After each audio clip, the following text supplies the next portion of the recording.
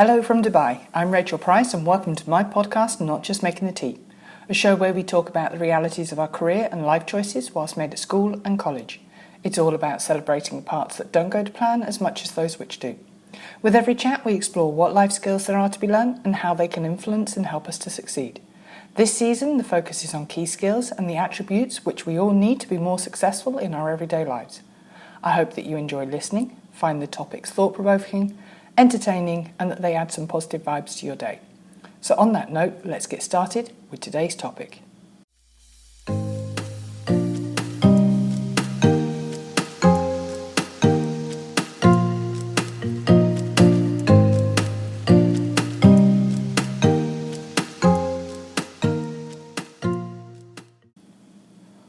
Why are social interactions so critical for mental and physical health? We're now living in a time where the world is turning to technology every day more and more. There is a cell phone in nearly every pocket, cars are running on electricity, and now TVs are actually even considered as smart. The process of receiving and delivering education has jumped onto the bandwagon of technology also. With thousands of options and ways to gain an education online, is it only a matter of time until the online education becomes the only way to gain an education? But my big question is whether online education is the right answer for us as human beings. Discussions can be made from both sides, but what it is ultimately coming down to is an individual's preference in how they receive their education and their understanding of its impact upon their health. We all learn in a variety of ways. Some of us prefer online courses, others prefer the classroom setting, and some of us like to have a mixture of both. And there are pros and cons for all these different forms of learning, which means that there's no one correct way of teaching and learning. But in a world where nearly everything is now with a technological focus, and with the current circumstances of COVID, online learning may be, for the first time ever, the best way or even the only way to go. Throughout this podcast, I will take a stance for face-to-face or a blended learning system, rather than a solely online education system, as I talk about some of the societal impacts and effects it has. This is just my opinion, and you're very welcome to have yours. However, there are several significant factors that have played into my decision, mainly what I've seen from my own experience of being in the classroom during the past few weeks, but also what I've heard, or rather, what I've not heard. To start, I will firstly cover the two factors that I found to be most significant in support of online education that persuaded me to believe that online education may be a good scenario for learning in the current way that we live today, but with some serious consideration. Then I'll bring into the discussion the negatives of online education and the impacts that it may have on us as individuals and as a society. So firstly, to the real positives of an online education system. Number one, our individual pace of learning. The most significant and possibly the most important factor for online education is the ability to go at our own pace. It's been shown that many students across the world struggle with keeping up with their peers on a daily basis. Learning programs have been created to help these students, but ultimately these programs rarely exist in schools and colleges. Students are expected to keep pace daily with their teacher and other classmates. However, in an online format, students can go at their own pace and learn the best way that they can. I'm sure that we can all relate to this as a positive need. So an online course allows us to access the information at our own pace and with the option to go back and forth to review as many times as we need. Another significant impact that online education has on society is the ability for the online education to be adapted to students with different learning styles. In an article written by Sarah Morse, she talks about the opportunity that teachers have to adjust their teaching style to fit the needs of their students. She is quoted as saying, "If developed properly, online courses may increase efficiency and course productivity. To supplement lectures, teachers can provide access to tools that facilitate discussion and active participation. In an online environment, teachers can reach students with different learning styles more easily. For example, they could post a video lecture for those who learnt best by listening, a diagram, photo or a video for those who learnt best by seeing, and an interactive game for those who learn best by doing." Additionally, by being able to adjust the different teaching styles, it also gives the opportunity to teachers to create personalised online assessments for their students. No teacher ever wants their students to fall behind and not graduate.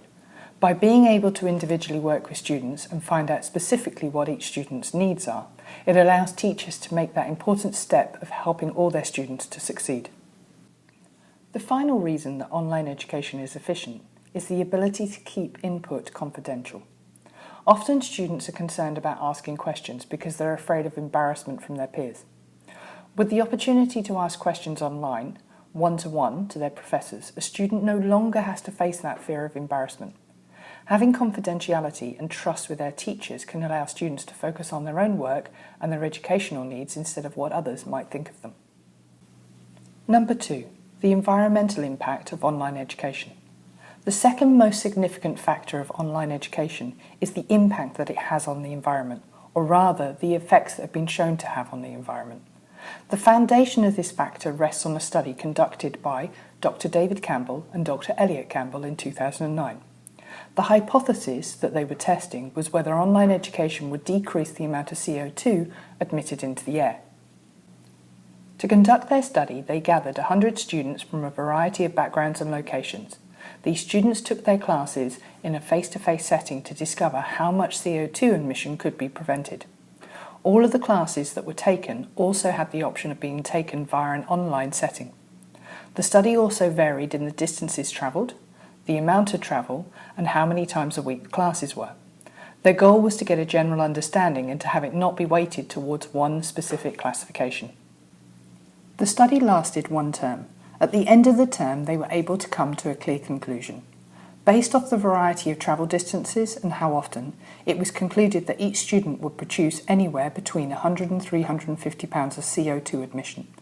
That accumulates to a total of nearly 5 to 7 tonnes of CO2 being prevented from entering the atmosphere over the course of a single term for those 100 students. That's the equivalent of approximately 12 people flying London to New York economy class. So to put this into the context of importance, it is projected that there will be about 56.4 million students attending elementary, middle and high schools in 2020 across the United States alone. Now we can do the maths. These are both compelling points for the positives of online learning, but we must also consider the negatives. One of the biggest impacts that online education has on society is its social and therefore emotional impact. When taking an online course, you can take it from the comfort of your own home. There's no need to get up early, no need to get ready for school, and you can simply complete the course on your own time and in your own setting. What this also entails, however, is that you can literally just stay at home and never need to enter a classroom for your entire course or educational lifetime. You never need to come face to face with your teacher or even your classmates. The social aspects of your education become zero. I think most of us can relate to this from either our own personal experiences or of those around us, especially during the past few months and the consequences of the pandemic and the need to work from home. In an article published by Ryan Hickey, he stated the obvious, that online education eliminates the ability to have those face-to-face interactions with a teacher. He then quotes an English professor from the University of Virginia who said that online education creates more of a monologue and not a real dialogue. The inability to communicate with your teacher on a daily basis takes away the opportunity to gain significant help on an assignment or a task, and therefore also the opportunity to build those relationships of trust and respect that you need with your professor or teacher. Another point that Hickey brings up is the necessity for self-discipline. He is quoted as saying, "The problem is the time management and the organisational skills necessary to stay on top of your work. Allocating an appropriate amount of time to complete each task and balance your coursework against other priorities in your life." Therefore, if you struggle with procrastination, then online education will only increase the temptation to procrastinate. There are still deadlines in an online education course, but with the difficulty and the need to prioritise and meet those deadlines, it only increases as you need to rely on yourself and your own self-discipline to not only remember, but to complete those assignments. The final point that Hickey mentions is the requirements of self-direction. He brings up this point in regards to meeting with an academic advisor or tutor. Most courses require that students meet with an advisor to set up their learning plan. Learning plans are designed to help students along the way in giving clear direction when receiving their education. If via an online format, a student must rely on themselves if they're receiving their entire course online. There is no opportunity to meet face-to-face with an advisor and get the help that you need. You must rely on yourself completely. What having self-direction means is that the student must be self-confident that they're able to understand and find everything that they need to graduate. There's no direct assistance and no help. The need for self-direction increases dramatically. Now, this might not be a significant factor for every student, but having the opportunity to meet with an academic advisor can only benefit a student along their path towards their educational goals. This brings me to a different story about the same topic. Hooray for Hot Black Coffee Cafe in Toronto. In 2017, they set about declining to offer Wi-Fi to their customers. There are, of course, other such cafes for sure, but it's Hot Black's reason for the electronic blackout that is cause for such praise. As its president, Jimson Birkenstock, explained, his aim was to get customers to talk to one another instead of being buried in their portable devices. It's about creating a social vibe, he told a New York Times reporter. We're a vehicle for human interaction, otherwise it's just a commodity. What a novel idea. Perhaps Mr. Jimson instinctively knew what medical science had been increasingly demonstrating for decades. Social interaction is a critically important contributor to good health and longevity. Personally, I don't need research-based evidence to appreciate the value of making and maintaining social connections. I experience it daily through my classes, but have really noticed the negative effects when those interactions are decreased. And as a myriad of studies have shown, those social interactions may also be helping to save our lives. As the Harvard Women's Health Watch reported, dozens of studies have shown that people who have satisfying relationships with friends, family and their community are happier, have fewer health problems and live longer. In a study of 7,000 men and women in California, which began in 1965, Lisa Berkman and Leonard Smythe found that people who were disconnected from others were roughly 3 times more likely to die during their 9-year study than people with strong social ties. This major difference in survival occurred regardless of people's age, gender, health practices, or physical health status. In fact, the researchers found that those with close social ties and an unhealthy lifestyle, such as smoking, obesity, and lack of exercise, actually lived longer than those with poor social ties but a more healthy living habit. And it was quickly added, needless to say, that people with both a healthy lifestyle and close social ties lived the longest of all. So my big question is, could working online be making my mental health worse? While being online can be helpful for your mental health, access to resources, learning at your own pace, lack of peer pressure and so much more, there might be times when using online tools could have a negative impact on your mental health, such as comparing yourself to others. Spending time in online communities and on social media sites can mean that you more frequently end up comparing yourself to others. This can negatively impact your self-esteem and how you view your life. If you find this happening to you, you could try limiting the amount of time you spend on these sites. You could also try taking a longer break from any of these sites that you find unhelpful. Feeling anxious or stressed. You might feel pressure to be constantly checking your social media accounts and taking part in online conversations, which can cause feelings of anxiety and stress. Comparing your life to others on social media can also make you feel anxious and stressed. Difficulty in sleeping. For some people, spending lots of time at night checking social media or other online sites disrupts their sleeping patterns. Some studies suggest to stop checking your phone by 10 p.m. or earlier to give yourself time to unwind before going to bed and to sleep. Feeling lonely. Some people find using online communities and social media a lonely experience, as it doesn't give them the same feeling of connection as an offline support. If you find that you're feeling lonely while using these sites, you could try connecting with people offline. For example, you could join a face-to-face peer support group. Feeling overwhelmed. Being a friend to other people online can feel great, but caring for someone who's going through a difficult time can also be very stressful and overwhelming, and could inadvertently be affecting your own well-being. A lack of social face-to-face interactions has been shown to damage our mental health. The emotional support provided by social connections helps to reduce the damaging effects of stress, whilst it can help us to foster a sense of meaning and purpose in life. Dr. Emma Chapala of Stanford Center for Research and Education, an author of the 2016 book The Happiness Track, wrote, "People who feel more connected to others have lower levels of anxiety and depression. Moreover, studies have shown that they also have higher self-esteem, greater empathy for others, and are more trusting and cooperative, and as a consequence, others are more open to trusting and cooperating with them."